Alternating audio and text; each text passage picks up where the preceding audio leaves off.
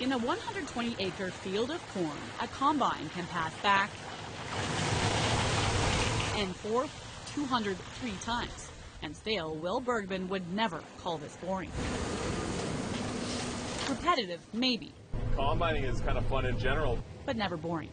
The outdoors is his office, and since he was a kid, the 32-year-old says he's never wanted to be anywhere else but the farm. That was something I wanted to do forever. How many hours do you spend in your office? 200 hours in the combine a year, maybe, and then tractor time, double or triple that. Corn is usually the first crop to go in, the last to come off. There's these little things that are ripping the corn stalks down and just popping the cobs off. The cobs are coming into the space between the barrel and what's called the concave, and those knuckles are rubbing out the cobs. And then actually behind you, you can see all it's all filling up with kernels. So this isn't your corn in the cob, this is your grain corn. Harvest, where he, his father, and 2 uncles get to see the fruits of their labor. And clearly, it's a labor of love. Oh, I love my view. It's amazing. This is true Canadian prairie right here. It's totally poetic. Yeah. Like everything about it is poetic. The Bergmans have been on this land near St. Adolphe since 1925. And like most family farms, it has seen a lot of change. My uncle was plowing weeds with a horse, and now we're sitting on a combine that's being guided hands-free. And so it was in that spirit of technology that Will decided last fall he needed to start sharing his view. In my opinion, there's a huge disconnect between where the urban population thinks their food comes from and where it does. So I grew up here on the prairie on a farm, but I went to school in St. Norbert, and all of my friends are city friends.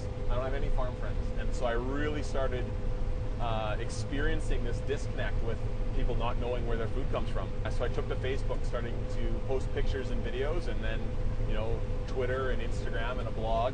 I just wanted to give people an experience about where their food comes from, what the modern day farmer looks like, and what we do, who we are.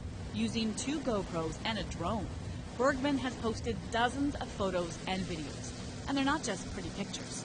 Bergman says they've even launched debates with social media followers on controversial topics like genetically modified crops and pesticide use. There have been some tough conversations, but for the most part, I'm not looking to polarize people. I'm not looking to battle anyone. It's just about knowing who I am and knowing where the food is coming from. Some so curious, even complete strangers asked for ride-alongs. It was like 10 o'clock at night or 11 o'clock at night, and we were out just past St. Agathe, and we were combining canola.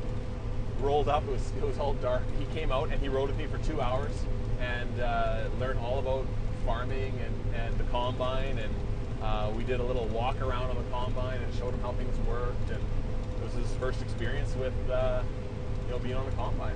Kind of like hitchhiking I guess in a it's combine. a little bit, yeah. He For just sure. stuck out his thumb and said, I'd like to check this out.